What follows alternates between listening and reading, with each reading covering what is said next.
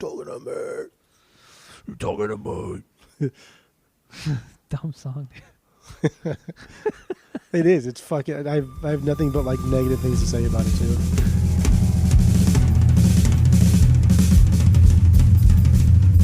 Welcome back to Asinine Radio, a weekly podcast where we talk about music, and well, that's pretty much it.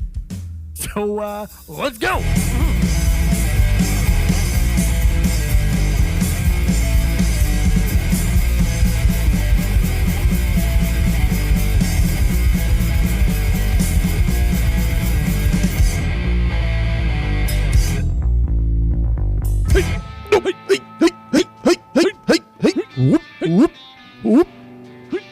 The system is down.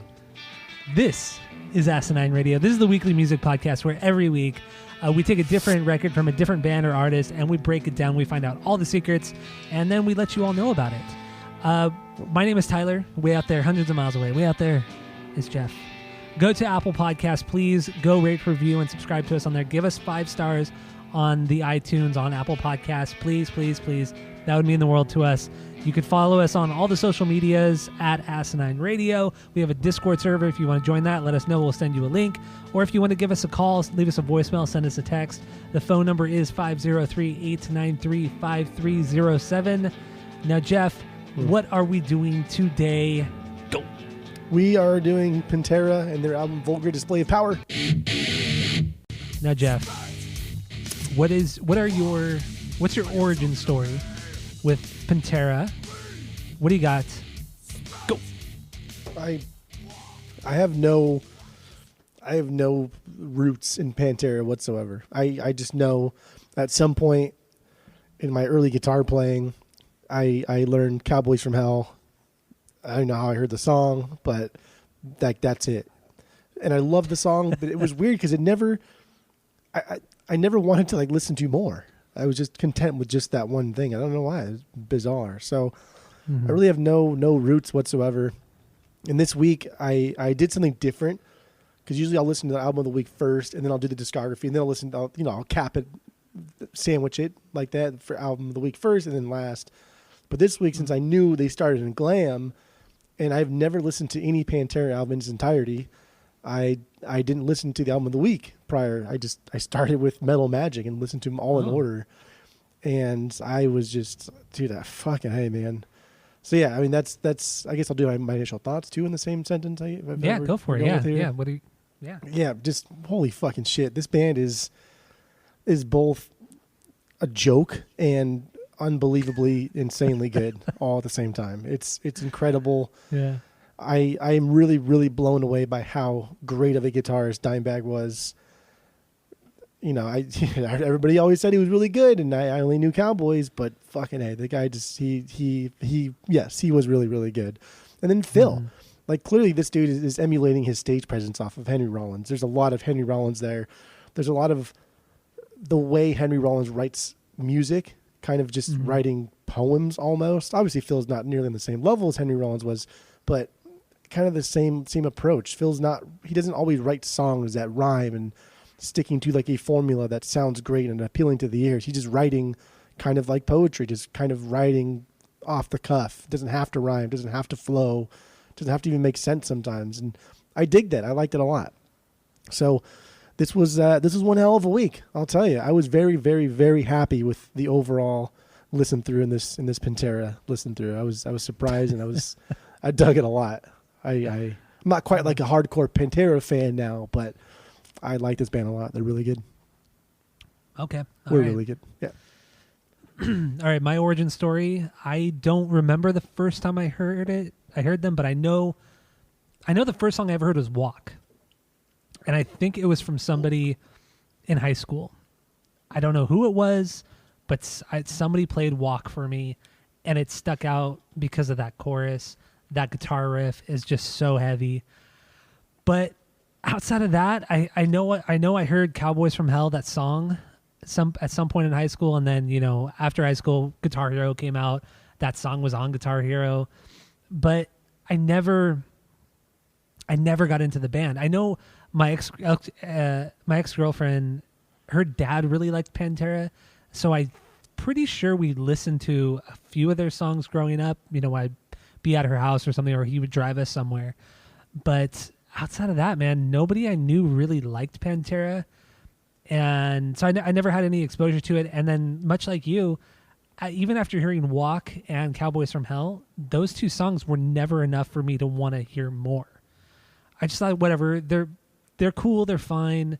I understand how iconic they are. I understand Dimebag's a great guitar player, but it was just I never dove any deeper than that until this week. Honestly, it's been I can't believe it took me this long to get into the band. Not to say I love everything that they've done, because not all of it is good or great, but there's some fucking gems here, especially with this record, Vulgar Display of Power. Oh yeah. With that being said, it's quite the jump from the glam metal to what this is. And in a way, it is kind of selling out for whatever that means. But they did it in such a way that is so unique to themselves. And that's super rad. I know there was some controversy with another band called like Ex-Gorder or something like that, who were starting to do the same thing. And they claim that Pantera ripped them off. Yeah. But whatever. How many songs of theirs do you know, and how many Pantera songs do you know? Yeah, and fuck them. Pantera was doing it from Metal Magic. You could hear this sound in Metal Magic. Yeah, there's that too. So fuck them. So yeah, that's kind of that is my origin story and kind of my initial thoughts. I was honestly blown away by this. I thought it was fantastic, absolutely. Maybe just like Pantera was just I don't know. It just kind of like skipped us as an age group. I think so. Obviously, we're just way too young for it, but then we weren't like way too young for it, where it would be like nostalgic in the 80s. It was like early 90s, and it wasn't. I don't know, like there was metal before and there was metal after. So maybe it was just, I don't know, we just kind of missed the boat and then never got back on. Yeah, and like I was telling you before we started recording, one thing that honestly that made me not want to get into them more was the guitar tone on Cowboys from Hell. I don't like we talked about in the rankings, I don't like the guitar tone on that record. I think it's too tinny. I never was a fan of it, and because of that was another reason why I never dove deeper into their music, because I just assumed it was all like that. Because even Walk kind of has that tone, but not to the extent of that entire record. But yeah, I'm glad we finally did this. We've been talking about doing Pantera for a long time. Dude, it's so hard saying it that way without thinking about how stupid it is. I know, it's so obnoxious. It's so disrespectful and annoying. But I can't help but do it every time. But yeah, anyway, this is honestly a fantastic record. I have no stinkers. I don't even have any okay songs. Oh, so, hold your horses there. Hold your horses there. There are definitely okay songs on this record. But do you have any stinkers? No. Okay. Should we run through your okays then? One of them almost was a stinker. Which one is that? Hollows? Hollow, yeah. Okay. Or Hollow, yeah. Yeah. God damn. So first of all, Hollow and what's the other one? This Love? Yes. Yeah, This Love. The two ballads. Fucking the sequencing alone. Stupid. Whoever put fucking Hostile right before This Love is an idiot. And then whoever thought it would be okay to do like By Demons Be Driven and then put Hollow after that, also fucking dumb. Just horrible sequencing, and I don't like it. I thought it was rough, and it was difficult to get into. But yeah, the first part of Hollow, definitely not my cup of tea at all in any way, shape, or form. I do like the lead guitar melody sometimes. Otherwise, this would have been a close stinker. And as I'm writing this, the song changes, right? About halfway through, it changes. Yeah, it's fucking 3 minutes in, it changes into something else. And like as I have just finished typing on my phone, like this was a close stinker, it turns into a fucking banger. It gets loud, it gets heavy, and that second part is a fucking banger of a song. But it's like you got to sit through the first bullshit to even get to it. But God, that last part is just absolute gold. Gold, Jerry. And I'm so happy they ended the record with that last part and didn't just write Hollow in its entirety as one long shit song. See, I kind of viewed it the same way I view Suicide Note Part 1 and 2. You have to have the first with the second. You know, it's that kind of build up.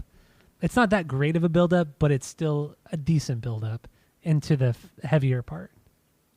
I just hate that sound, like that, like the Black Album, whatever that song, that whatever song that is. Well, that's actually "Injustice for All," but that's the song 1. Oh yeah, that song. I hate that fucking. I hate that tone. Really? I hate it. Cannot stand. Little verb on it. That's it's a very great song, though. I hate that fucking shit. And What about when it gets reminds me heavier? of that too. No, that's fine. The darkness imprisoning me. All that I see, absolute horror. It's so good. Keep going. Taking my arms, taking my legs, taking my soul. Wait. Yeah, I think that's what he says. I don't know. Whatever. Cool video. It's so good. No, I just don't. I hate that. Oh, come on, it's so catchy. It's like the cooler, catchier version of Adam's song, but done 11 years before. That's what it is. Like Same the metal song. Adam song. Yeah, the metal Adam song. Or no, the Blink version is the alternative version, the pop punk version of one. Okay. Yeah. All right. No, it's fine. Hollow was just, it was that first part. It was absolutely, I did not like it at all. Okay, that's fair. That's fair. That is my 11B. So Is it because is of at the the first bottom. part? Like if it was 100%. yeah, okay. Because the first All part, right. yeah. Yeah. Yeah, the latter half after the 3-minute mark, fantastic stuff. Unbelievable. But yeah, I mean, we don't have to talk about Hollow anymore. Yeah, that's fine. One song I just don't want to talk about. Yeah. But it's still a banger. Live in a hole, or live in Is a it hole. Live in a Hole or Live in a Hole? I don't know. Live or live in a hole. Okay. In a hole. How was your hole? This wasn't like terrible. a banger, but it wasn't like an okay song. It was kind of in between. So like Hollow is only the true okay song that I have. Everything else I kind of would put as a banger, but then okay, and it was just weird. But like Live in a Hole, this is kind of just like a jam song to showcase like Dimebag's noodling and how great he is. But again, like the best part for me of the song comes at the end when it turns into just like a chuggy metal song. Yeah. Otherwise, the middle part is all right. Okay. So I will say Live in a Hole, Live in a Hole. This is my 4B. Oh, I do really like that cool kind of weird chugging thing that they do in the beginning, and then it's supplemented with that guitar lead, and it's just, I think it sounds really, really great. And overall, it's just that awesome riff. I think the riff is just so great. The chorus, it reminds me a little bit of Faith No More. The way Phil sings it, it kind of has that. I don't even know how to explain Faith No More's their vocal. Or what's the name? Not Mike. Is it Mike Patton? Or is that the drummer? Who's the singer from Faith No More? I don't know. Oh my god, dude, this is gonna drive me nuts. Faith No More singer. Let's see. I always forget his name. Mike Patton. Yeah, I was right. Mike Patton. So Mike Patton has this weird way of kind of singing. It's almost like Anthony Kiedis, but way cooler. Because Anthony Kiedis is fucking lame as hell. But he has that kind of rap, kind of staccato way of singing, and that's kind of what Phil was doing on this song. And I thought that was really cool. So that's kind of why this is my number 4 banger, and also because that guitar solo with Dimebag just comes out of nowhere. And he does noodle a lot, which is great because he's really good at it, but he doesn't do it often. So when it does happen, it makes it that much better because he doesn't overdo it. That is true. I like I said, I like him a lot. I like I like the way he riffs. I like the way he noodles. I like his solos. I like how all of his solos are in the metal realm of Pantera, but none of them are anywhere near the same at all. Yeah. And like it reminded me, like the song that really wanted me to play guitar was Eruption. Aside from like Dashboard and wanting to do like songs and stuff, but like Eruption was a song that made me want to play the electric guitar. And obviously that never happened. I never got to that point where I wanted to even learn Eruption, but it's just, I don't know. I'm getting back into solos. For a long time, I didn't like guitar solos, but I'm kind of getting back into them now. I've listened to a lot of these wankers. A lot of these wankers wanking. I think I'm coming back around again. Ah, finally. It's been years. I know. I've hated guitar solos for many, many years. But yeah, Live in a Dive or Live in a Hole. It's okay. Live in a Dive, yeah. No effects. Live in a Dive we're doing that no effects record now. Yeah. Okay, so let's step back a little bit. Okay. Since we have no stinkers, we talked about the okays. Let's talk about Walk because we already played it. So we might as well talk about it, touch upon it right now. Walk. Where does this sit on your banger list? This is my 4B. Ah, okay. This is my 10B. Mm. We'll say that right now. I think this song is really cheesy. Almost on the verge of dumb. But it is fun to sing. It's just stupid. It's just a stupid song. But I still like it. I still think it's a banger, but definitely not the best on the record. Yeah, this is a 4B. I agree. This is a dumb song. That little squirrely riff that he does, it's crunchy and heavy and cool, but it's stupid. The song structure is bare bones. It's basic. It's 5 minutes of the same fucking thing over and over and over. But it's fucking good. It is so fun to sing. I can just imagine some really rad 90s mosh pits going on to this thing, and people just waving their arms around, just having a great time. And there's a lot of little like nuance that I like. I love the small silences in the pre-chorus, like the vocals match like the riff, and then all these like small pauses, a bunch of these small pauses, and you can hear how Vinny is grabbing the cymbal to quiet it after the psh, and he grabs the cymbal real quick. Yeah. He hits the snare and then it's the snare hit to that crash, but it happens so quickly. So when you I feel like when you try to do it, it's very difficult. But you can still hear the ring, because even if you grab a cymbal, there is still sound that is resonating through your hand. There's still vibrations going on, and you can hear it in the song. You can hear the it's a crash and it's grabbed, so it's super super quiet. But for that like millisecond, you can hear that muted ring from him grabbing it. That's so fucking cool. I like the strain in Phil's voice in the verses when he's ending like the sentences. I think that's so rad. And like the solo is just wacky and fun. It's stupid, and it's just like they made a dumb song, and then Dimebag threw down one of his dumbest solos, and it's cool. Everything just matches so perfectly in this song that is just so fucking stupid. I did see there was one time years ago I saw Wednesday 13 at the Whiskey, and whatever band was opening right before them, they were young guys. At the time when I saw Wednesday, I was probably 21, 22, and these guys were the same age as us, very young guys. And their set was whatever, like it was more horror punk, closer to Wednesday 13. And then to close out their set, they did a cover of Walk. And at that point, like almost everybody had filled up the Whiskey to see Wednesday. So like the venue was pretty damn full, if not sold out at that point, or everybody was there at that point. And they played Walk, and the crowd went fucking nuts.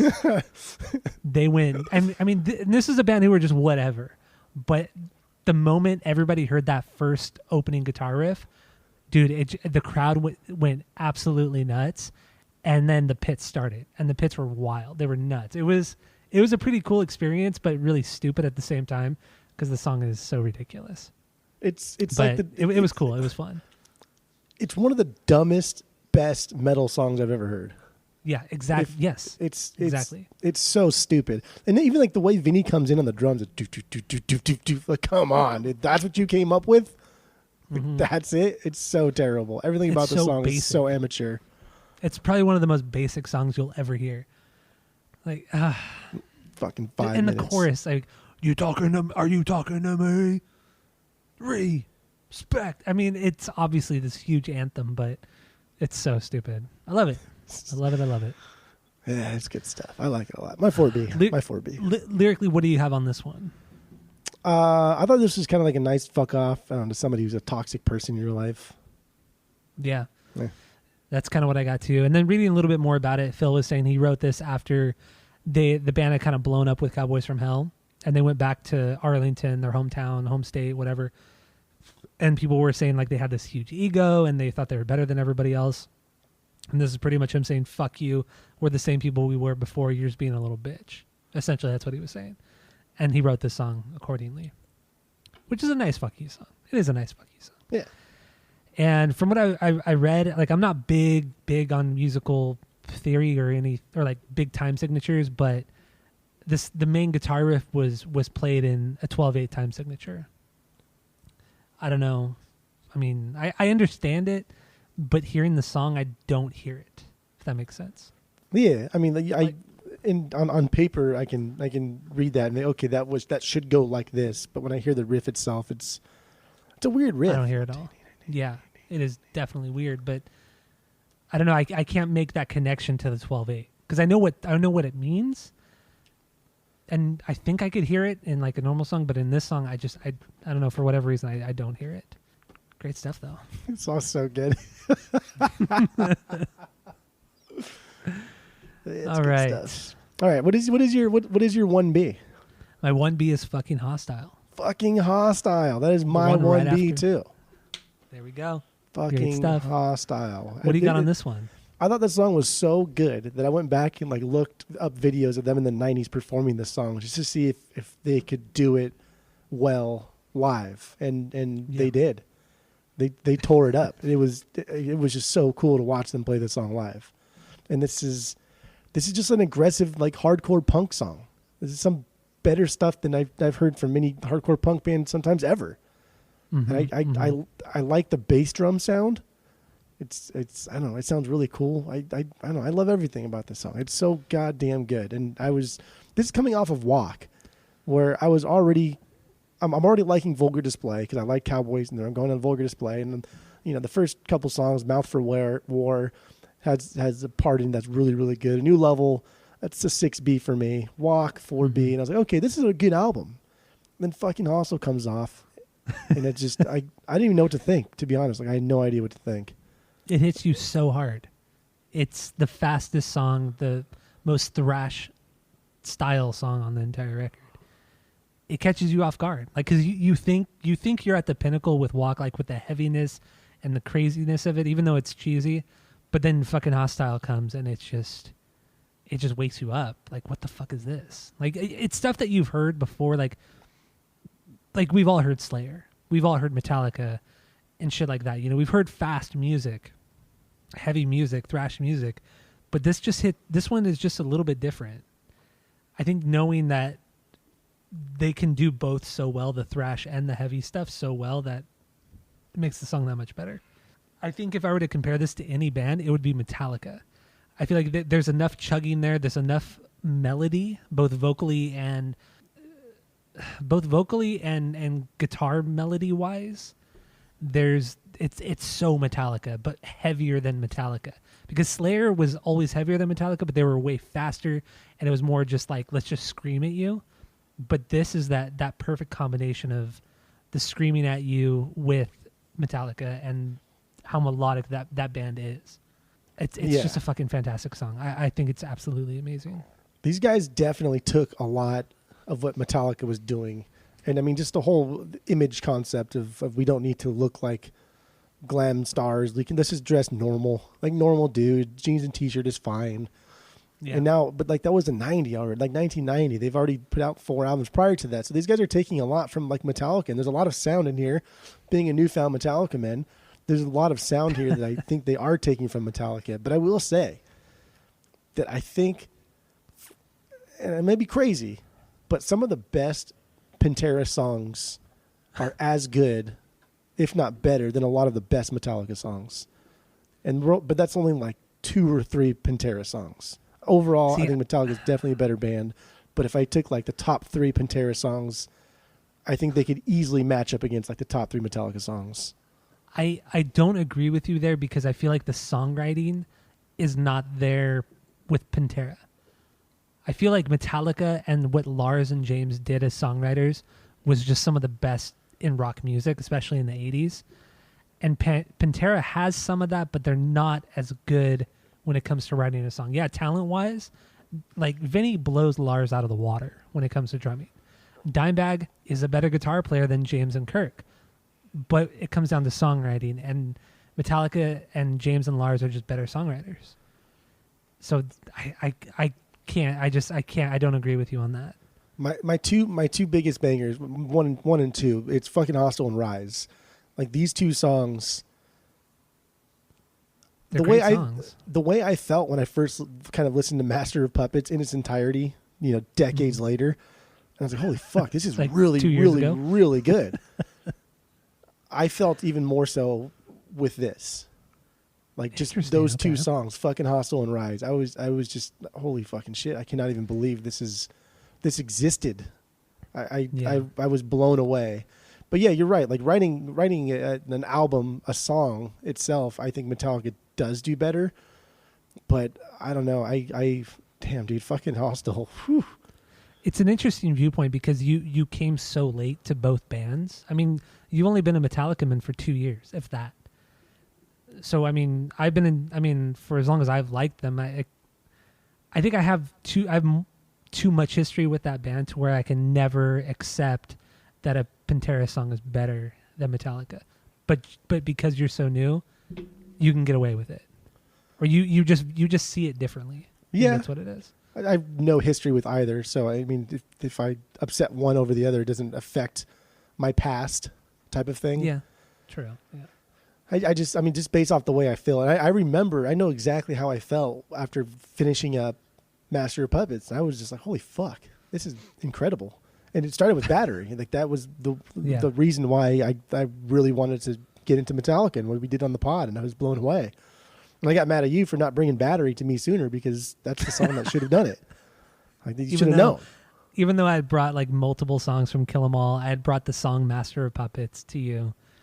But it was Battery. I mean, Battery, I mean that's a phenomenal song, but it's just so funny that is the one that truly turned you. That did it. Yeah. But honestly, I remember the clear as day. I remember, I will never forget it. And much like this week, the first time I heard fucking Hostile come on after Walk, I was already sitting down, but had I been standing, I would have had to sit down. You had yeah. It was truly, this doesn't happen a lot, because every time I do something on the pod, we've heard it before in some capacity. This is one of the few times where, at least for me, like, I haven't heard anything by Pantera. And like, I was really, really, really blown away by Vulgar Display. Like, I really like Cowboys from Hell album a lot, but the difference between Cowboys and this one are just, it leaps and bounds better. Oh, I totally agree with you on that part. And absolutely. I was truly, truly blown away by fucking Hostile.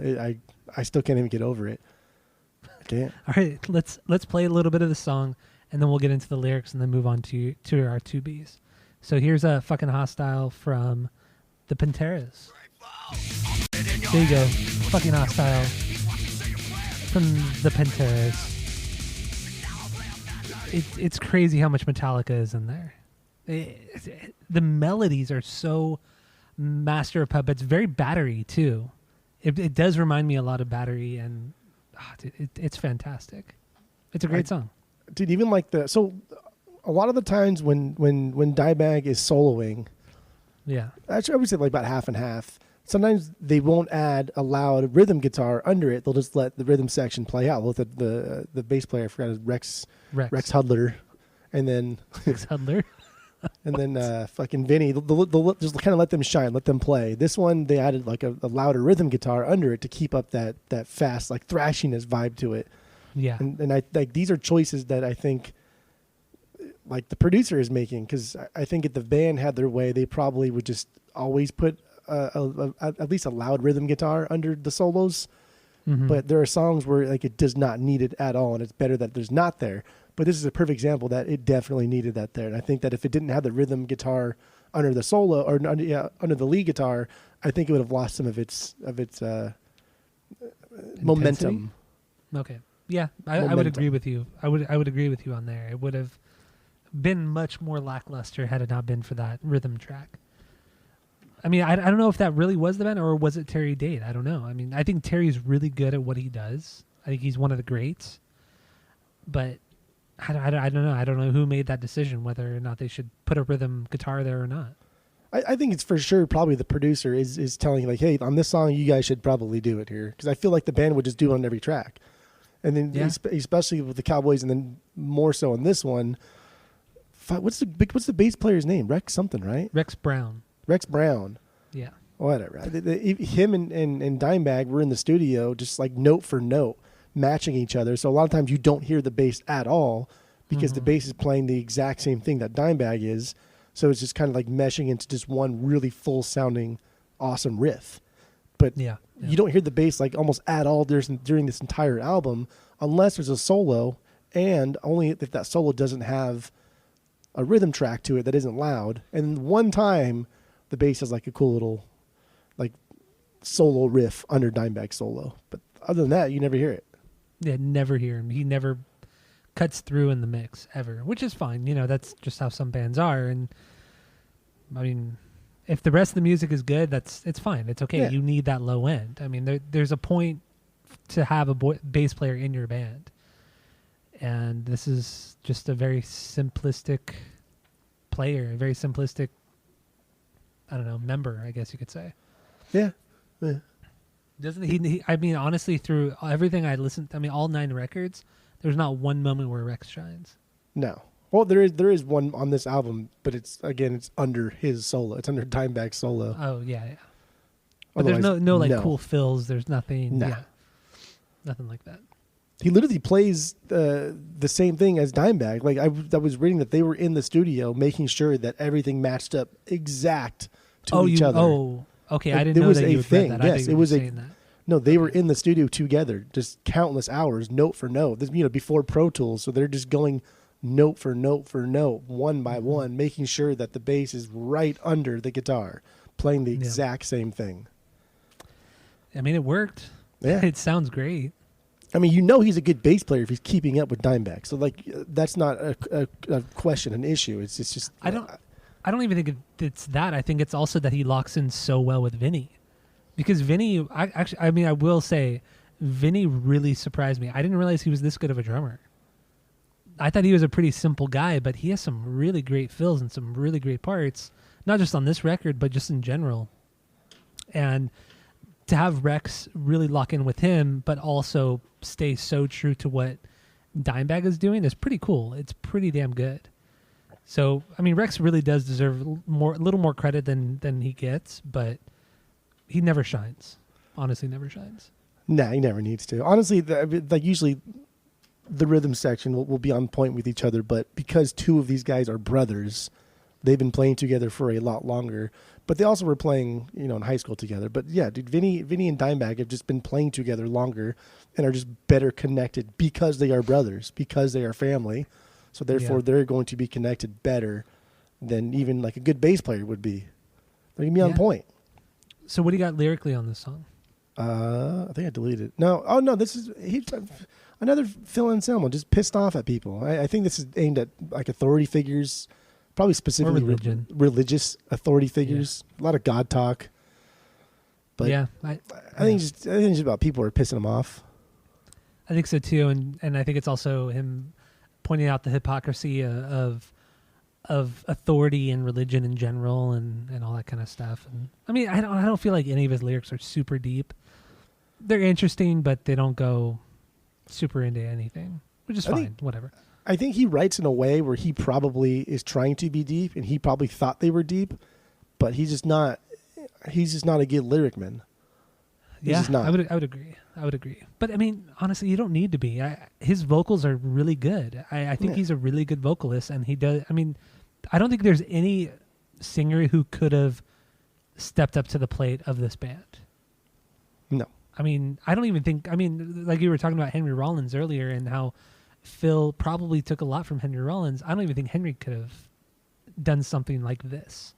No. Phil was the perfect match because he could do it all. He could do the glam, heavy or like higher, almost falsetto style vocals, but then immediately go into a scream. But then what's so cool about Phil is that he doesn't just do the low growls. He has like I said before, he has quite the range in the screaming realm as well. And a lot of singers can't do that. It's pretty cool. It's pretty damn cool. And I will say, out of this entire week, I was the most impressed by Phil.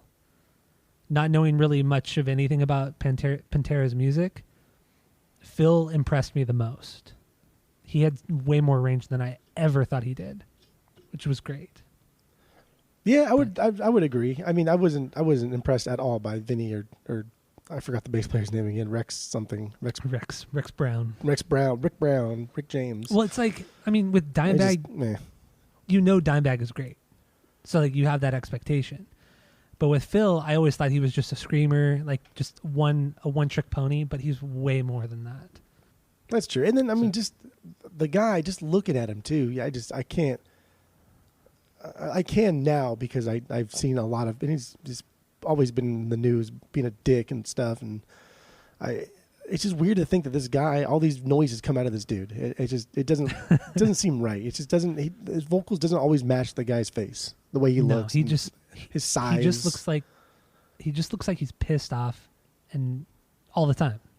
But he's way more dynamic than the way he looks. I agree with you on that. Yeah. All right. So what's your 2B again? Rise. Rise. Let's get into Rise. Rise above. That's a great song too. We should play Rise Above instead. Again, I don't like the transition from This Love into Rise. It's just it's dumb.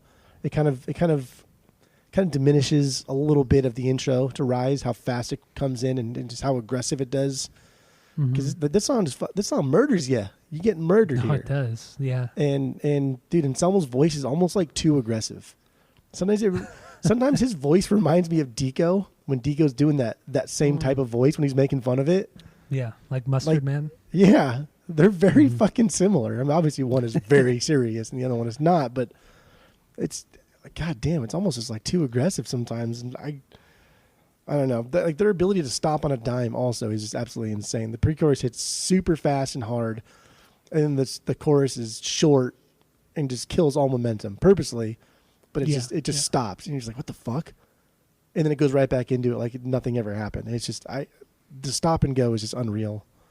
And it makes those the intro and the pre-choruses, it makes them so much more exciting once you get back into them, because it kind of kills everything going into it, but it's still groovy. It still has that groove metal that they kind of pioneered. But damn, dude, it's so aggressive. It's so aggressive on every level. I love it. I think, like the way Phil sings on this, especially in the verses, I think it's funny. He does that up and down thing with his voice, and like, ooh. Yeah. He does this thing. I think like, I don't know if he's trying to be serious or if he's just trying to be goofy, because these guys they like to have fun, and they're pranking each other constantly during the recording of this and Cowboys, and they're really good friends at this point, and they're just having a blast. So it's little things like that make me think that this guy, Phil, is just not all up his own ass, that he just kind of have fun. Or he just thought this sounded cool, in which case it's a joke and it's funny.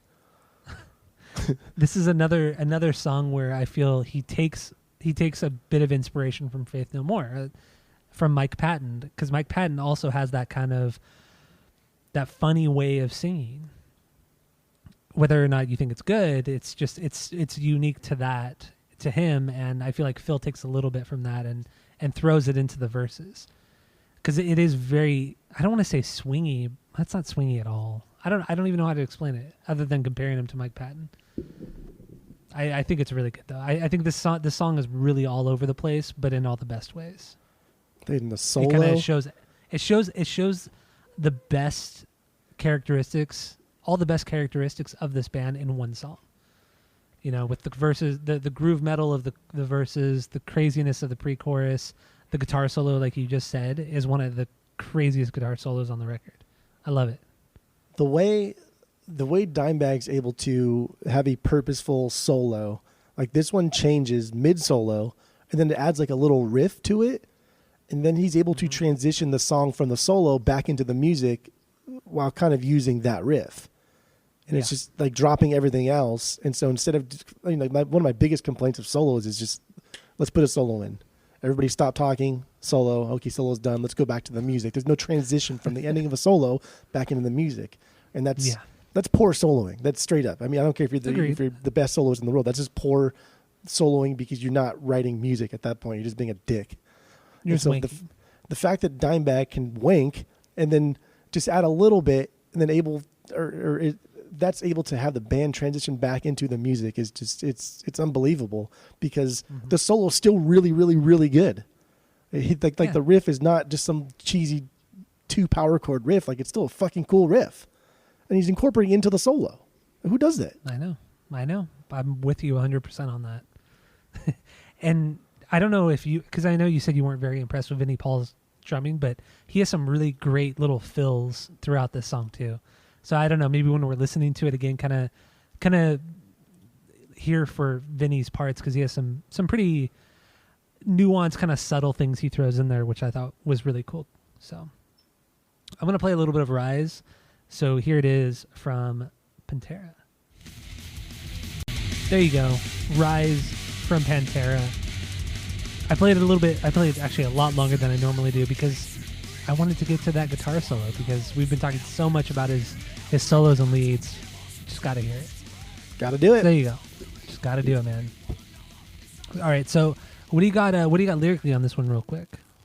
About thinking for yourself, making a conscious effort to help make the world a more positive place and stuff, love your fellow man type stuff. Yeah, I think it's Cool. about fighting for what is right in the world and society. It's about standing up to the status quo, and like we talked about, I don't feel like his lyrics are super super deep, but I don't know, they're whatever, they're cool. I feel like the thought and the intention is all there, but the way it's conveyed is just okay. That's cool. Yeah. Yeah. They're not bad. Yeah. I think Phil is just an absolute. I think he's such a rad singer. He's a beast of a singer. He's I can't killer. tell you. Yeah. I can't tell you how much I respect this guy as a singer. I think he's just unreal, absolutely unreal. He has so much fucking range. Wait. And it's crazy. Like the videos I was watching of fucking Hostel, like he sounds amazing live. He's absolutely amazing. He just crushes it. Just sounds just so fucking good. And I was watching this one video. They're playing fucking Hostel, and he's looking back at Rex Hudler and Vinny. You've seen Rex Hudler. I can't remember the bass player's name. Brown. Rex Brown. RB. Like the Rex easiest Brown. name. I know. I know. Rex Brown. Rex Hudler. You know who Rex Hudler is, right? No, I don't. Oh, he's a Seinfeld? baseball player. No. Oh, okay. No, he's a baseball player. Like the only two things you reference that I don't know are Seinfeld or baseball. That's true. He was a baseball player. Then he became the color commentator for the Angels for like 10 years. Okay. All Yeah. right. I think he got arrested too at John Wayne Airport for like having pot on him or something back in like the mid 2000s. This idiot. So good. But yeah, there was a video I watched where Phil looks back to Rex Brown and Vinny, and he does like the hand motion to like speed it up, go faster. Like you do that circle with Oh, your that's hand. pretty cool. Yeah. And then you see Dimebag. My God, dude, Dimebag was so cool. The way he just moved and the way he like swung his guitar around, but he never did like the full all the way around the body swing. He would just like flip his guitar in different ways that I've never even seen people do, and it was just so. God, he was such a cool fucking rock star. And like Phil's looking at that Vinny and Rex to speed the song up. I'm like, he's already fucking fast. Like, what are you gonna do? And they speed it up, and they played fucking Hostel, and it took them They like kill 2 it. minutes to get through it. That's so cool, man. Insanity. I will say though, I've never ever been a fan of Dimebag's signature guitar. I don't like don't pointy like it. guitars in general. I think all Yeah. pointy guitars are just ugly. Flying V's are cool though. Nah. I do like Flying I don't V's. I don't like any kind of pointy guitar at all. I think they're just stupid. But I will say that Dimebag looks fucking cool. Really? Dude, Oh. I think he looks so cool. No. Everything about him, I think he just looks awesome. His little cutoff shorts, his sneakers with his white socks that are high, but he pulls them down with his fucking. He's not a buff guy, but he always wears like cutoff, like the sleeveless shirts. Sleeves, yeah. And his Raytheon looking hair and his cool ass guitar, like everything. And then he has always dyed his beard. Oh, like dude. a different color. Yeah. Like everything, he just looks cool. There's certain guys that I think just look fucking cool. No, he just looks cool. I agree. He did look cool, but his signature guitar, I just don't care for. It's too much. It's too glam metal. It's very glam metal, and I can't get behind it. You got it At all. because it's I can't. amazing, I can't do it, man. Too many points, like you said. Too many points. dude. It's just thinking like Dimebag. So like Zach Wilde is another guy who has like perfected like the harmonic thing, and a guy who's been in the scene for a long time. But like Dimebag was doing the Zach Wilde sound well before Zach Wilde was doing it, because Zach Wilde stuff didn't come out until like 1990 or when he was touring with Sabbath or Ozzy. 88. It was late 80s. But Metal Magic was 83. But Dimebag really wasn't doing a ton of the pinch harmonics. I mean, he wasn't doing playing a ton of it, but he was doing it. It is there. It exists in all of their early albums, and it exists in this album. But I mean, obviously, Eddie Van Halen was doing it prior to all of them. I mean, But obviously Dimebag Zach Wild did it in a metal realm. Like literally, Yeah, like true, Dimebag, the guy is so beyond how good I thought he was. And even like Pantera doing in the early 90s, they're doing metal music that were blowing people's minds. And even like metalheads, they were like, holy fuck, what is this? What is going on? Like Suicidal blew people's minds in the early 80s, and then, thrash ran its course, and it was nothing new. But then they're like reinventing metal and thrash all in one and doing this thing that no one ever fucking heard of.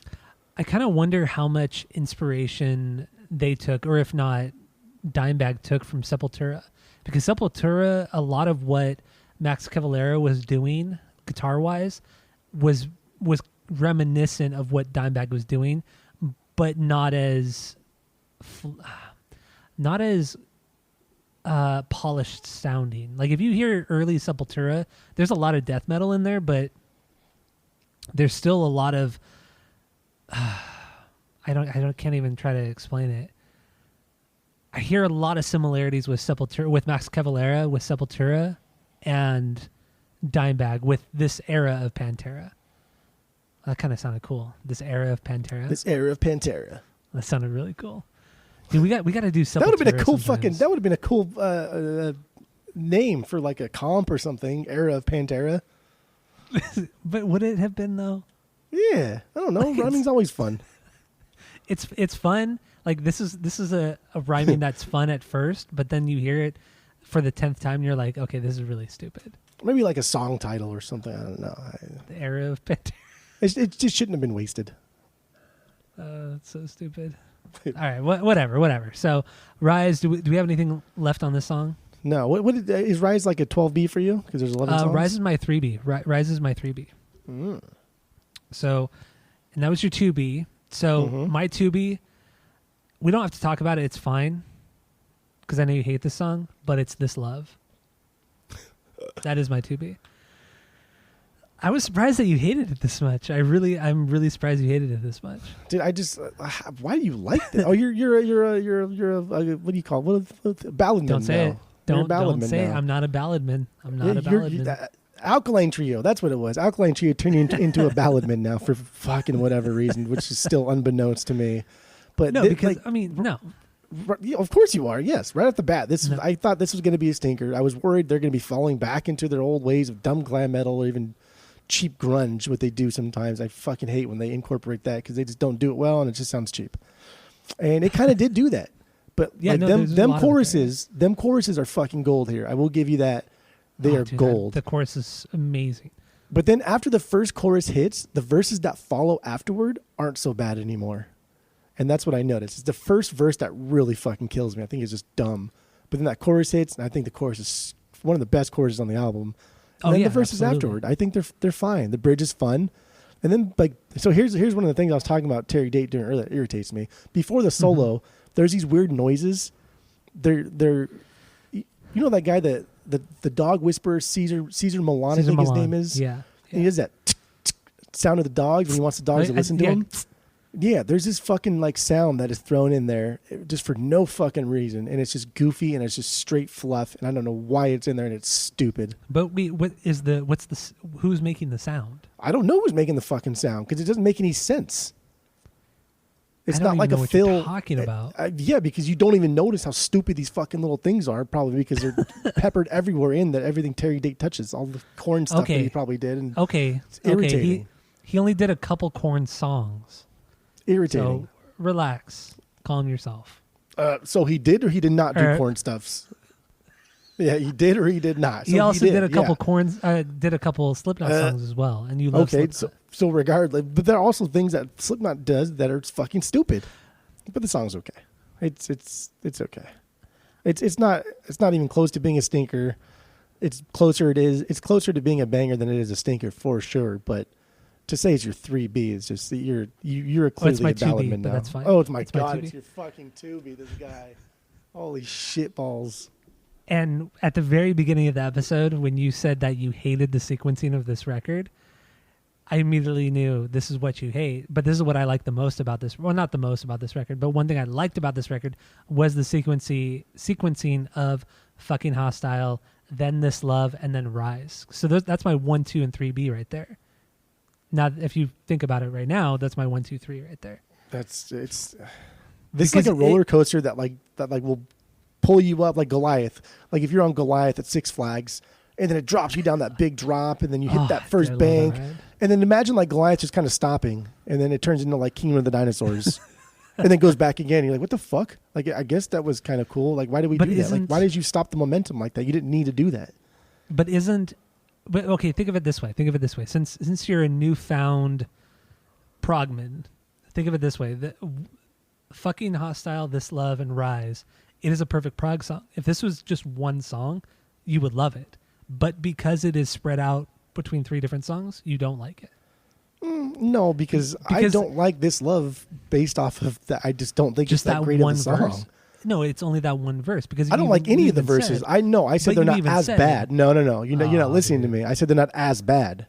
When you record, when you edit this, you'll be like, oh yeah, he did say they're not as bad after the first chorus. I still don't like them. They're just not as bad. That's fine.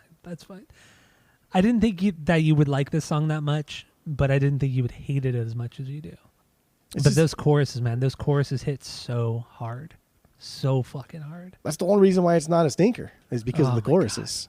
They're gold. And I think even though Phil does a lot of the grunge sound, or the band does a lot of grunge sounding stuff in the verses, it's not super cheesy grunge. Yeah, it's cheesy. It's a shtick. He's doing it because it's popular at the time, and it's just dumb. Doesn't need to be there. He's better than that. He's too good for that. And another thing I wanted to mention was Vinny's drum playing in those choruses. He has this really weird way of hitting the bass. Weird timing when it comes to the bass drums. I think you'd have to go back and listen to kind of hear it again if you haven't already. But he has this weird, maybe syncopation. I guess maybe that's the right word to use with the bass playing. But it adds this flair to the chorus that makes it that much cooler on top of Phil's vocals, because Phil's vocals on this in that chorus are just fucking unreal, fantastic. This love is taking its toll on me. She said goodbye. That's the only This Love I like. Maroon 5, baby. That is a really good This Love though. Lyrically though, on this version of This Love, the one that Maroon 5 covered. This is about just women that he was with when he was like in his early 20s, and they wanted something serious, but he didn't. He just wanted to be just a player, just fuck as many girls as he can. I don't think the song was very deep at all, honestly. It shows his immaturity as a young guy. I did get that, but I got it the opposite. I thought he was trying to put more effort in than he was getting in relationships. Oh, okay. Because like he was like, I don't know, because he talks about like him like killing himself for you. I kill myself for you. He says this. Yeah, but I think that was more of a perspective of the girl.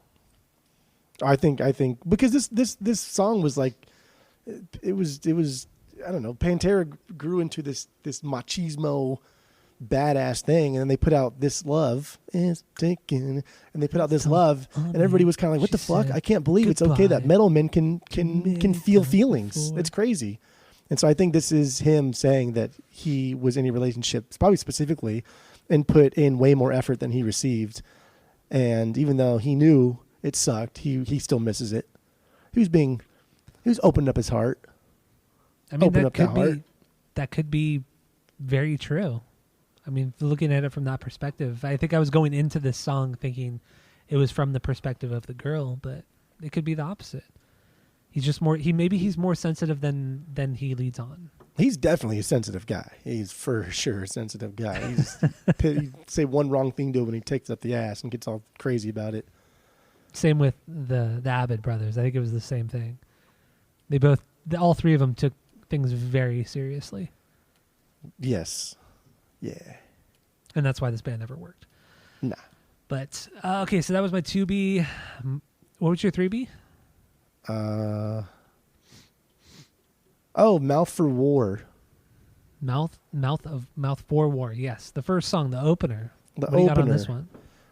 The song rips. The intro is just solid riffage. It's rad. Phil's vocals are so angry, and they layer so nicely over the music. And this is like already just Mouth for War came up, and this is the first track on the album, and I'm already hooked, like instantly. I think it's so goddamn good. I love the riff in the chorus. Everything speeds up a little bit. It's a great quick build from the pre-chorus to the chorus. And then like Daryl does these little harmonic sounding caps at the end of his riffs. I don't know what the fuck he's doing. I think he's just hitting really, really high in the neck. But they sound fucking great. They're fantastic. And they're super loud and noticeable, but they're not obnoxious yet. If they were just a little bit louder and a little bit more wrung out, they would be obnoxious. They're almost there. And he rides that line very, very well. Yeah, yeah. And then my God, dude, I even timestamped it. The fucking ending of this song. Holy shit. When it gets fast and thrashy? Starts at 3:10. And then it's just, I can imagine this pit in the fucking 90s. In the early 90s, this thing came out. This dropped, and this pit comes, and it's just, it's engulfed in madness. I can't even imagine how much fun that would have been. Sheer madness. Oh my God, dude. Seeing Pantera, at this point, they weren't playing clubs, but they weren't playing arenas. So it was the in-between, I would imagine, right? Yeah. So maybe the size of like the Palladium or the Wiltern. Well, they had already played with... they played with Metallica and Guns N' Roses at Monsters of Rock. But those are festivals. That's different. But they played a show in Russia with AC/DC and somebody else that I forgot. And that really opened them up because like nobody knew who the fuck they were, and everybody loved them more than the two headliners. And then the world was kind of like, holy shit. Like, look at Pantera just opened up for AC/DC, and people want Pantera more than AC/DC at this point. And then in Russia, where you can't buy anything at the time, and now the whole world is looking at Pantera and like, wow, you're a world act now. You're not just touring clubs in America. You are a world act. And this was, I think that was like right after Cowboys came out. So yeah, they're for sure not playing clubs anymore. They're not playing stadiums, but they're playing, a couple thousand people venues. Okay.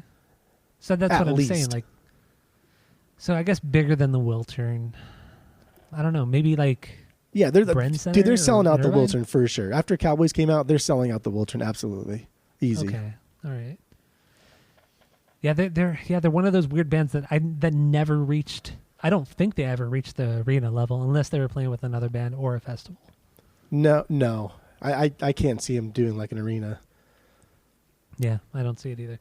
But dude, can you imagine seeing them at the Whiskey at the very beginning of Cowboys from Hell? Like how insane that must have been, because that was they were probably still playing those club shows at the very beginning of Cowboys from Hell. Yeah, it must have been fucking wild. Dude, seeing them at just some club in LA, and then right after Cowboys came out, and they said, "Oh, this is a new song we're working on," and they play fucking Hostile. And they hope you guys like it. It's coming on our next album, and they play fucking Hostile, and you just like lose your mind, rips your face off. Oh, it's so good. But anyway, Mouth for War.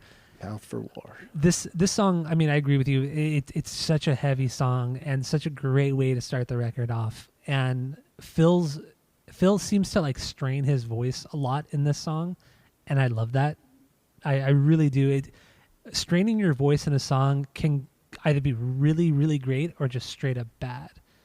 Like you hear like the strain in Mark Hoppus's voice on "Damn It" sounds great, but the strain you hear on Mark Hoppus's voice on "California and 9." Fucking terrible. But on this song with Phil, he just does it so fucking well. Like it just sounds so good with the song. Overall, it's very groove based, and the solo is very short, very sweet. I love it. And then I agree with you at the very end when it picks up. And you said 3:10, right? Yeah. Starts at 3:10. Should I do it? Should I start at like maybe 2:30? You can start at like 2:30, 2:45. 2:30, 2:45. Okay, so here is a little bit of the song "Mouth for War" from the Panteras. There you go, "Mouth for War." Good from God, Pantera. Dude, it's so good. It really is. It's unbelievable how good some of these songs are. I'm so pleasantly surprised this week. I've been so pleasantly surprised this week. All right, so what do you got lyrically on this one? Taking your life back from monotony, or even just overall taking charge of your actions and therefore changing your future. That's what the song's about. I didn't really get that. I got more just kind of using all of, I think it's like Phil's taking all of the criticism he gets and all the bullshit he gets from people and just taking all of that and then using it as strength to fight back against it, or just to prove to everybody that he's better than all the expectations. If that makes sense. I don't know. Yeah, that's essentially what I it's he's I don't know, he's taking a more positive approach to making decisions based off of the bullshit that he's encountered. Okay, so do we have anything else on Mouth for War? Or got nothing else. Okay. So my number 3 was Rise. What was your number? Wait, that was your number 3. That was my number 2. That was my number 3. Mouth for War. Yeah, Mouth for War was your number 3. So what's your number 4? Walk. Walk. Okay, we already talked about that one. That was real. My number 4 was Live in a Hole. So we already talked about that one at the very beginning. So then what do you got for your number 5? Regular people. Regular people. Wait. Regular old people. Oh, that's my 5B. That's my 5B. So what do you got on this one? This is solid. I really like these little pre-song jams that they do. And that's kind of what they got going on here. Vinny throws out the double bass. Sounds great. This is just a nice, bouncy song. It flows nicely and it's fun. And I think it's a solid mid-record song. Even though it's a little bit at the end. It's just a good, like, it's not great, but it's a good B song from this album. And I think it's placed well because personally I don't really like Live in a Hole or Live in a Hole. And I don't No Good was okay. So it needed this. And I like where it's sequenced here. And this is the one, Rex Hudler or Rex Brown finally doing something noticeable and memorable. And this is the only time on the entire record that he actually kind of steps up and then, plays the bass. Yeah, for once in his life. Yeah, for once in his first and only time. Regular People is my 5B. I agree with you on the intro. I think the intro is fantastic. That interplay between Dimebag and Vinny, I think it's just fantastic. Some great, really honestly great playing from both guys. They both really shine during that. I think it's 45 seconds, maybe a minute long of just that awesome intro. And the riff itself is fucking excellent. It's awesome. And everything about the song in general is brutal, but I mean, what do you expect from Pantera? Everything they do is brutal. Even like their ballad songs, their slower songs are still pretty brutal. And this is another song where I feel Phil, he does a lot here. He has his normal screaming and all, but I hear a lot of Corey Taylor in the vocal delivery. Obviously Phil did it first, but there's so much of that delivery, both in like the quieter parts, because in this song there's a lot of clean vocals, but the clean vocals are very menacing, very reminiscent of what Slipknot was doing on their first 2 records, where when Corey sang those quieter songs, like it sounds like he's gonna fucking murder you. He's gonna slit your throat. Like he's gonna take you down into the basement, torture you, and kill you. That's what it sounds like. And that's kind of what I get with Phil's vocal delivery on this song. It's just so good, man. And once you get to that guitar solo with Dimebag, dude, he makes that guitar wail. Like it is, oh my God, dude, it's so good. Like when you're a guitar player and you solo and you could really make the guitar just like scream like that, that's impressive. Just great songwriting, great playing by everybody. I think this is such a cool song. This is one of the few times that I not one time did I ever get tired of listening to Dimebag solo from Metal Magic all the way to the end. Yeah. Like literally not one time was like, okay, dude, that's enough. Like every single time he soloed, it was just fucking good. I will say though, throughout the listen through of the 9 records, there were moments where I thought, damn, Dimebag should have done more. He could have soloed more and it would have sounded better in certain instances. If he wanked a little more, or if he did some more leads here and there, it could have been a little bit better, but he never overdid it, which is good, which is better than anything. You know? Yeah. It's better to do a little bit less on that end than overdo it. Yeah, exactly. Because then you fall into that category of people that I hate because they're Yngwie Malmsteen and they just do too much all the fucking time. Yeah, agreed. Yeah, it's good. The Great song's song. fantastic, dude. It's just another fantastic ending. Also, right up to the very last moment, absolutely slays. Yeah, honestly, it really does. Should we play a bit of it and then get into the lyrics, or what do you think? Yeah, whatever you want to do. No, this Don't is play your it, play it. part. You don't What do play it, you don't want play to do? Okay, here's Regular People from Pantera. All right, there you go. Regular People from Pantera. Peoples. Dude, it's that intro, man. It gets me every time. I mean, it's longer than I initially thought. It's like 1 minute and 30 seconds, but they're just so in sync. The brothers are, Vinny and Dimebag. It's so cool, man. Mm-hmm. It's so great. So what do you got lyrically on this one? I thought this song probably came from somebody probably like told Phil or called him a pussy, and then he wrote this song. Like that's how I feel the sequencing of events happened, because this song is like him trying to tell people how tough he is and calling out other people who think that they're tough, but he's tougher, and I've been tougher longer than you've been tougher, and that's the only way I can see this song being written. Is somebody call him a pussy, and he's like, "What, a pussy?" and then wrote this song. I kind of see it in a way where people are criticizing him for being too tough and being too macho, but he's saying, I'm actually walking the walk. You're just talking the talk. Like we're different in that sense. Like, yeah, you act tough, but you're not actually tough. Like he backs up everything that he says and claims. He doesn't give a fuck if he fucks you up.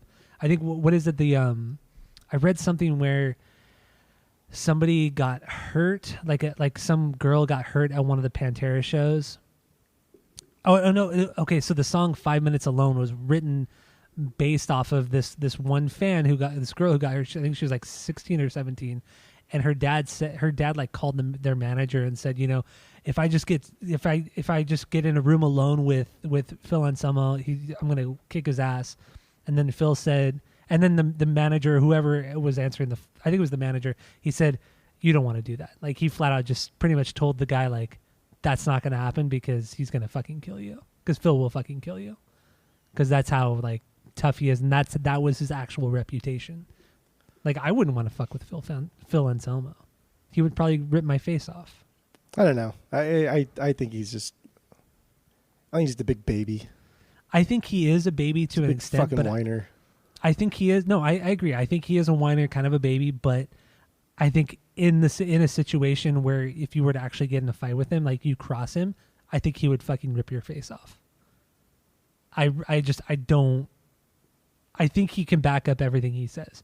Yeah, he's sensitive, but he could still beat the shit out of you. It's like Ron Artest. He could probably beat the shit out of you, but he's a very sensitive guy. That's true.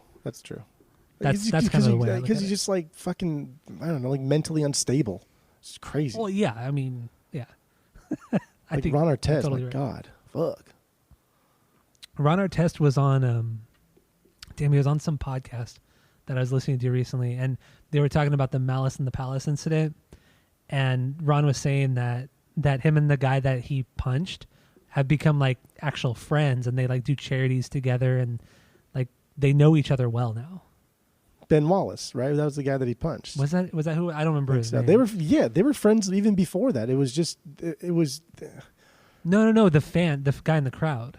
Oh, he became friends with the guy in the crowd. Yeah, the guy in the crowd. The guy that threw the cup, or the guy that Ron Yeah. Artest attacked, because they're two different guys.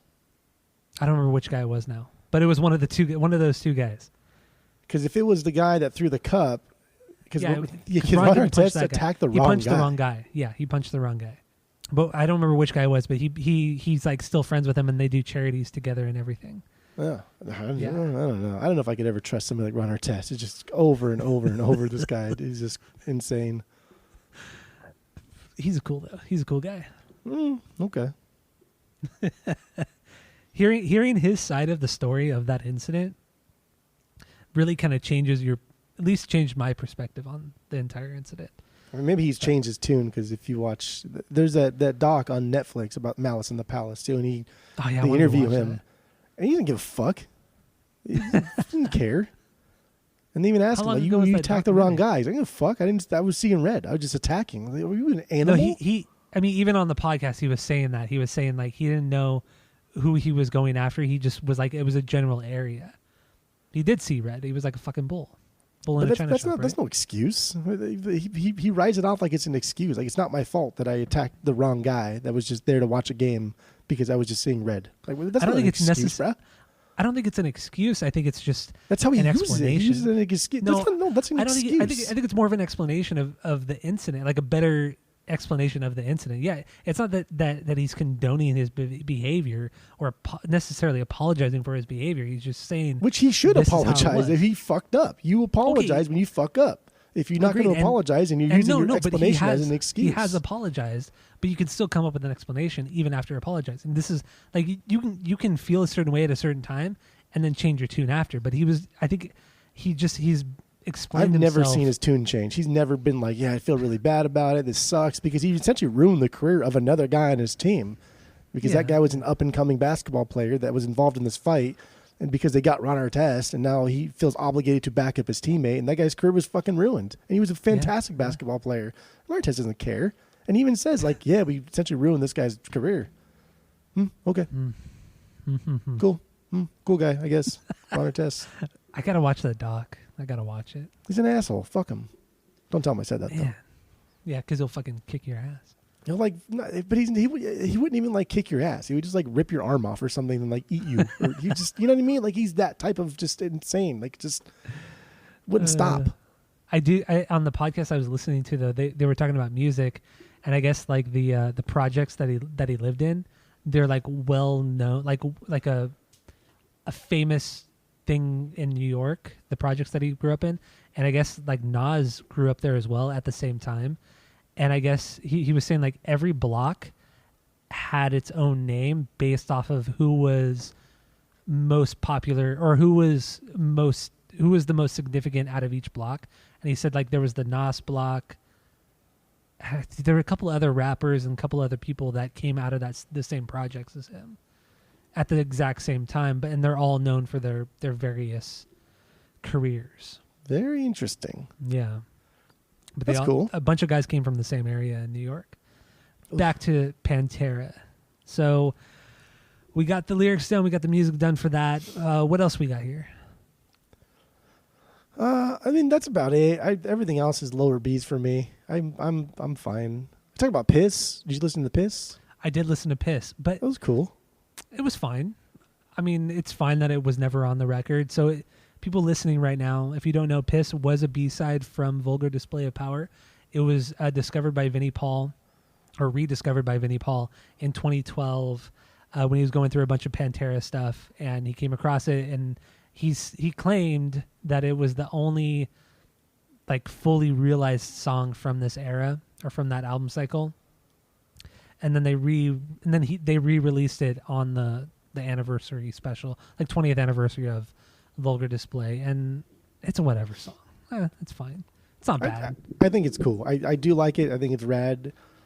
I would list it as a banger, but I don't think it quite fits with the album. Yeah, but it's still a good song. That's kind of what I was getting at. It doesn't. I don't know where I would put it in the context of the record. Well, not that it fucking matters anyway, because the sequencing on this is fucking trash. So you can put whatever you want. Throw a dart. Close your eyes. It's fine. Let's put it as number one. The first track. You put fucking This Love Has Taken Its Toll. You put that as number one. You probably be like, oh, this is a great opener. This Love is a good song. I fucking love ballads now for some reason. Alkaline Trio turned me against turned me on the ballads. AK3, baby. Oy. All right, so if we're done with the songs, let's talk about the album artwork. Yeah. I love the album art. And I don't know if you read about it, but Vinny and I think Rex had said the story behind it was that they paid some guy they paid some guy to get punched $30 per punch or $10 per punch. I think $10 a punch, baby. But then they punched him 31 times just for that shot. That was the story. That was the story. Yeah, for years that was the story. But then the guy who took the picture, the photographer, said no, it was just some like model that they had hired, and it was all staged. Like nothing about Never the got picture is punched. real, which is quite the letdown. But it's still a cool picture. I think still if they're think it's an going awesome for picture. something funny, I think they've accomplished it. If they're going for something cool, it's fucking stupid. If it's just like a tongue-in-cheek thing about being funny, I think that they did a great job. And I think in But this early Pantera's stages never of the been funny. band, they do things that are a little bit goofy sometimes, and they are kind of, besides Phil, but like everybody else looks like they're having a good time when they play live. So Okay, I could see like maybe this was a little bit jokey, but it's cool. I have nothing against it. I don't think it's like great, but I don't think it's bad by any means. I think it's their best album cover. I mean, that's not saying much. Their album covers are bad. Their album covers are terrible, man. Like they're fucking terrible. bad. Even like their newer ones with like the flame and just like the dude. snake, and it's just like, Did you dude, what read? are you Did you read the doing? story behind the guy with the flame album art? No. So it was just they were at some like barbecue or party, and somebody had a bottle of wild turkey, and they just jumped through a bonfire, and that's what that picture is. It's just some guy jumping through a bonfire at a party. Oh, that does not look as cool as that story is. Yeah, and then if you look, he is holding a bottle in the picture, but they had to pixelate the label because it's a bottle of wild turkey, and they didn't want to get sued or have to pay any sort of royalties, so they pixelated the label on the bottle. Yeah, Dude. really fucking lame. All of their albums are just absolutely trash. Yeah, you're right. It is. Dude, it looks so bad. I know. God, just looking at it again right now, it's so awful. Yeah. Like, why is every single one of their album covers, I think, Yeah, are just like- not good. Even like Trendkill, like cool, rattlesnakes are cool, whatever, but that's not even like a cool picture of a rattlesnake. No, it's stupid. Yeah, it's dumb. It's like some stock photo from like a David Attenborough doc that he just took. It's fucking dumb. And then the power metal cover, the four of them, like in the glam era, all just standing there with their arms crossed, and then That it is has like so bad. the red spikes around them. It's so bad. It's That terrible. one's one of the worst because they had just come off 3 really bad album covers, and then they came out with this. And honestly, the power metal album cover is worse than their first one. Metal Magic, agree. at least I agree. they're like 17 and 16. At least they can claim that. Use that Yeah, as an you can excuse that Get Magic. You can wait, Get Magic, wait. Metal Magic. Metal Magic. You can excuse that cover because of their age. But honestly, I think I really like the Metal Magic cover because it's so representative of that time and probably that area of the country that was still probably 5 to 7 years behind the times. You know? Yeah. Like it's like when you watch Napoleon Dynamite. Everything in Yeah. that movie was like 5 to 10 years, or like probably 10 years outdated. Yeah, you But swear that's that how the movie's set Midwest in like was. 1982. Yeah, but anybody you talk to and you look at any sort of history, that's how the Midwest was. They were always way, way behind the times from the West and East Coast of the United States. It's a perfect representation of that, and I feel like that's what Metal Magic is as well. It's just fucking outdated for that. But I love it. It's so ugly. Yeah, I guess honestly, like Vulgar Display of Power, I guess would be their best album cover, but I don't think it's Yeah. great. Well, even Cowboys from Hell, that album cover is stupid as well. Oh, it's so terrible. It's so dumb. Yeah, it's very dumb. It's the same guy that took both pictures from Cowboys and this one. Yeah. Awful. And Vulgar is obviously much better, but yeah, Awful, terrible, awful stuff. terrible album covers. Hate them. All right, so do we want to talk about anything else regarding this record, or should we give our final thoughts and then give our rating? We gotta at least mention the murder. Oh, and Dimebag, yeah. How that did change the scope of live music after it happened. Totally, yeah. And I remember it happening. I didn't know who Damage Plan was, nor did I really know who Dimebag was outside of just a really good guitarist that people liked. But when some guy comes on stage and murders a musician playing music in a live venue, there was no more after that. There was no more like stage diving. There was no more getting on stage and singing with your favorite band. There was like no more of that shit. That stopped. Yeah, instantly. It ended a lot of it. Yeah. And the first time I crowd surfed was at the Glass House. The first time I stage dive was at the Glass House, and it was at a Limbeck concert. And then after that happened, and I still went to dozens of concerts after that at the Glass House. Never again did that happen. They every place had security now, and it's such an unreal thing. It's such an unreal fucking sequencing of events that happened that night, and I just like reading about it again now because I revisit that night. I'll read about it every several years just because it's just so unreal to me that this could possibly happen, that somebody could do this to somebody else playing music on stage. It's just it's just so bizarre. It just doesn't make any sense. And and it sucks because I feel bad for Phil because he was like, they were feuding. He was feuding with Dimebag and then he died, and they never got a chance to kind of like bury the hatchet type of thing. And he had just like shit talked him like a month prior to that too. They just got on his ass and called him like a fucking poser or something. And he gets blasted on stage, and then they tell Phil not to show up to the funeral. They said, "Don't come to the funeral. We don't want you here. I think it's better if you stay away." And like they were buds for a long time, and that's sad. It just shows the pettiness of it. You know, obviously everybody involved is at fault, but dude, it's like you lose like one of your closest friends and bandmates and a guy that only you can relate to. You know, it's like you can't, no matter what, there's no other person that you can share that experience with, of touring, making a record, blowing up like that. And just to completely cut them out I think that's just so crazy. That's so crazy to me. I mean, we see it so often, and I also think it's very, very bizarre.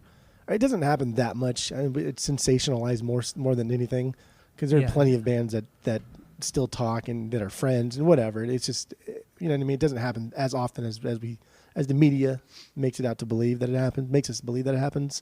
Yeah. But I cannot even, I still, like, even reading about it now, I just cannot believe that some guy came on stage and murdered somebody playing music. And then also, because I kind of was reading through the whole thing, because I haven't read about it in fucking so many years. And he had tried to pull some sort of shit like 4 months prior to this in Columbus. And then he had been banned from that venue. And then when Damage Plan had come back to a different city, obviously he wasn't banned at that venue.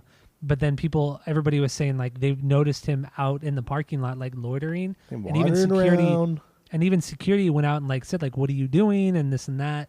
Like people confronted him, and then they kicked him out of the parking lot, and then he hopped the fence in the back and came in through the back door, and then shot Dimebag, shot a bunch of other people, killed 3, if I'm not mistaken. Yeah, some fan jumped on stage to try and help like resuscitate Dimebag, shot him. Yeah. And it's just like, my God. But it's like, fucked. This seems like something that would happen in like the fucking 70s or 80s, like a Shocks a Nation. But this was like 2004. Mm-hmm. This is post 9/11, or this is post 9/11, and this was, we were in high school. We were juniors or seniors in high school. We were just about to graduate. We were sophomores. No, I think we were sophomores. No, because we graduated 2005. There's no way we were sophomores. We had to have been juniors or seniors. Yeah. Yeah. Okay. I think for sure we were juniors. Like if we were definitely not seniors. But I remember thinking like, holy fuck, dude! Like that could have been us at any show, because you can get on. It's so easy to get on stage. Oh yeah, totally. And it's not like we put rock stars on pedestals or anything, and we think they're like gods. But it's just like, who the fuck does that? Like I don't know. It still boggles my mind. Like you kill politicians, you don't kill fucking musicians. Yeah. And you've seen the video, right? Yeah. Yeah, the video's fucked. I can't believe the video was ever released. There's zero time to react. How fast that guy comes up on everybody. There's zero time to react. And it's fucking frightening because of the type of music they're playing, the fast, aggressive metal stuff, and he comes on stage and does this, the crowd doesn't even know what to do. They don't even know how to respond or react. They stand there in shock because, is it a joke? Is this part of the act? Is this something? And it's crazy. I don't know. It's insane. And then kind of reading about it again, the police officer who did respond, like he gave no fucks. Like he immediately went on stage and shot the guy, blew the guy's head off. Fired one shot from a 12 gauge. One shotgun, shot him right in his face. Yeah. Like that was it. That was all. Like just no, which is great. Like honestly, that's how it should be done. Don't tase the motherfucker, blow the fucker's head off. Like you, obviously multiple fatalities or casualties, and I mean, good on the police officer. Honestly, that I mean that's a lot of bravery too. Going into this situation blind, just knowing that there's an active shooter, and going in and just and not only that, but the shooter, I forgot the guy's name, whatever the fucker who shot. I don't even say his was. name. You don't say Yeah, I don't even remember, but he had somebody held hostage at the time. He had somebody, Yeah. I think, he had him at gunpoint. He was holding, I think it was the tour manager or something like that. He had them at gunpoint, and this police officer came and fucking blew the guy's head off. Yeah. Like, good on that guy. And then I from what I read too, that police officer ended up going to court just for like formality reasons. And obviously he was acquitted of any criminal wrongdoing because he did everything right. Like, he honestly was a hero in that incident. And good on him for fucking blowing that guy's face off. Fuck that guy. It's like it's unbelievable. And like you said too, like you and I have been to like over 1,000 shows, probably, or like 1,000. Like we've been to so many fucking shows. Yeah. No joke. It's unbelievable. We've been to so many, and I mean, I cannot imagine that happening. I mean, prior to Dimebag being murdered, we hadn't gone to that many shows prior. It was mostly after Dimebag had died, but I do remember that. I remember very vividly that happening. And I mean, I was more into the metal scene than you were and everything. And I knew a lot of people who were very into Pantera. And I remember it going through our high school. I remember certain friends of mine and people I knew, they were all talking about it, and they were just very upset, very, very upset about it. It was a very big thing at our high school, at least within like that scene at our high school. I do remember that very vividly. And it was weird. It was a very weird day. A very, very weird day. Because it's maybe not for like people who were like into sports and like cheerleading and shit like that, but I mean, generally you and I ran in like the music scene. We ran in the punker scene and the metal scene in high school. So I do remember that rippling effect throughout the school that day. Yeah, it was weird. It was just fucking shocking to think that you can now go to a venue. I mean, like the whole 9/11 scene too was shocking, right? Because now everything we know of is now flipped upside down. But we were a little bit too young for that. Like we knew what was going on. We were freshmen in high school, but we were still a little bit too young because I remember just getting upset that I was going to be late for school because it was happening. So I didn't fully understand the gravity of the situation. But now that we're juniors and this happens, now we're kind of understanding a little bit more, and it's hitting home a little bit more because it could have been us. Like we could have been at this show. How easily that could have been any fucking show that we've been to. Yeah, because we go to these little small club shows. We go to these bar shows where we're not supposed to be. You know, we were used to going to that, and it hit really close to home. Yeah, 9/11 was obviously horrible and terrible, and so many crazy memories with that particular morning and that day. But yeah, the Dimebag thing was very different because it really hit different because we were so entrenched because we were so entrenched in that scene, you know, the concert show scene. So so that that sucked. And then I guess there's no one then. That's it. Yeah. I that kind of goes along too with we've talked about it on the pod before, but the whole incident with Great White, the band Great White. Yeah. Remember, like the year before, the year after, I don't remember exactly. I think it was the year after Dimebag died. There was the huge fire at the bar, and like 20 people died. Half the band died because of pyrotechnics in the bar. And it's like, dude, this is another incident. You know, we've been in that situation hundreds of times over the years. And I don't know. It's just it's crazy how close to home some of these incidences are. So just how like unnecessary these things are too. And the thing with the Great White, that's like 100% avoidable. Yeah, 100% avoidable. Totally. This shooting, I mean, you can only do so much preparation, but the Great White thing, like, come on, dude, come on. Yeah. It's trying to relive your past in like big arena or big venues where you can have the pyro, and it's just guys who are kind of washed up, and Yeah, sad. silly stuff. It's so sad. It's so sad. Both incidences are just so fucking sad. Anyway, on that fucking note, do we want to talk about anything else? I mean, obviously, Vinnie Paul has passed away a few years ago from heart failure, and really the only two. I mean, Phil and Rex are the only members of the classic era that are still alive. So there's no way there's going to be a reunion of the band. It'd be silly. It'd be so silly. But and people are still kind of not happy with Phil Anselmo after the whole racist thing that he did. 2014 or 15, something like that. Yeah, which is understandable. I get that. But wasn't it after Vinny died? Didn't Phil go on like a Pantera tour, where or was it after Vinny died, or was that after Dimebag died? I don't remember. But after one of the deaths, him whatever band he was playing with at the time, whether that be Down or Superjoint, they were playing all their sets were Pantera songs. And that was it. They did an entire tour of that, which I think is cool. That's a cool, like, homage to the band and his career and everything like that. It's fine. I've really no problems with that. Yeah. I don't know. I still think he's an idiot. Agreed. Just a dummy. Let's give our final thoughts on this record and then give it a rating from our world famous rating system, where 3 is a perfect album, 2 is a good album you're going to continue to listen to, 1 is a bad album but give it a shot, and 0 is just a trash fire. So what do you got, Jeff? Go. You talking to me? I like I said earlier, I've never heard a full Pantera album in my life, and so this was something different, and I was thoroughly impressed with pretty much everything about this band. Even from their glam days, even from Metal Magic all the way to the end, there was something good about every single album. So I had a good time. I had a blast. This was a really fun week. This was an easy week. Even listening to this shit on fucking YouTube, because God forbid they acknowledge their non-tough guy past. But this album, there's a couple songs on here that I don't really care for.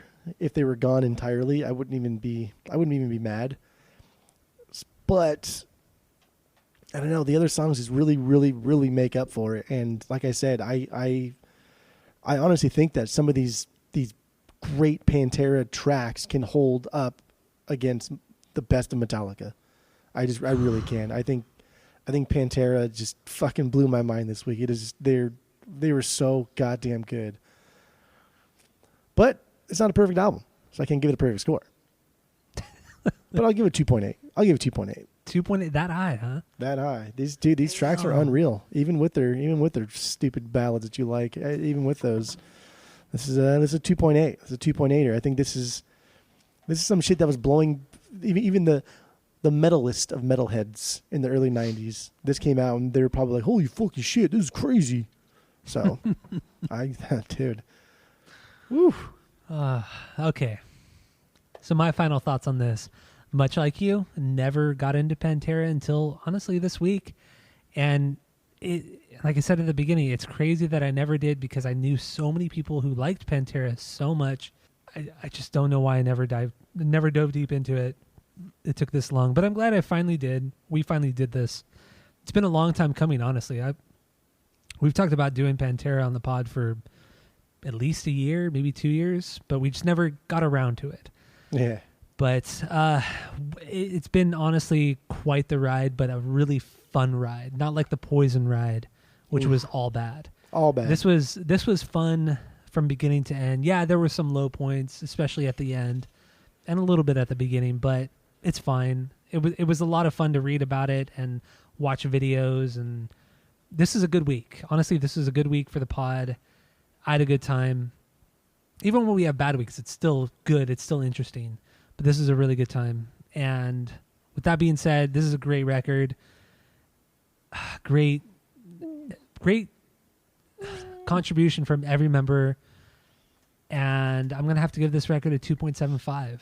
Not perfect. It's not perfect. But it's much better than I was expecting. The craziness, the heaviness of it really kind of blew me away. So, but it really lacks, I will say though, it lacks a lot in melody. A little bit more of that, I think it really could have been an absolutely beyond perfect record.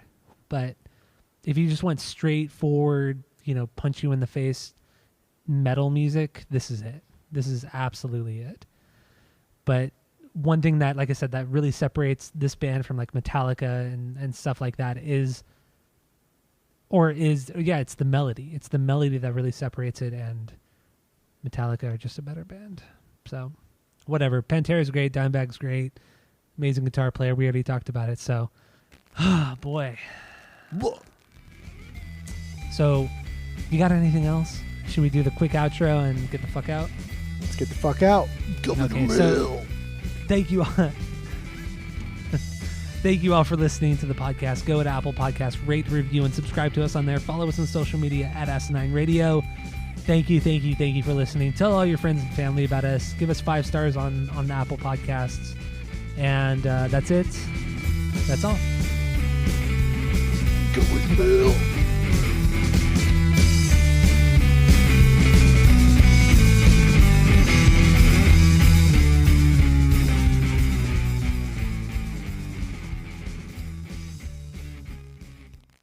I know. Well, I mean, what do you think? I mean, the guys at Glass House, they look at this and they're like, well, yeah, it's going for $12 or $11 on Discogs, but who the fuck is going to buy it? What idiot's going to buy this?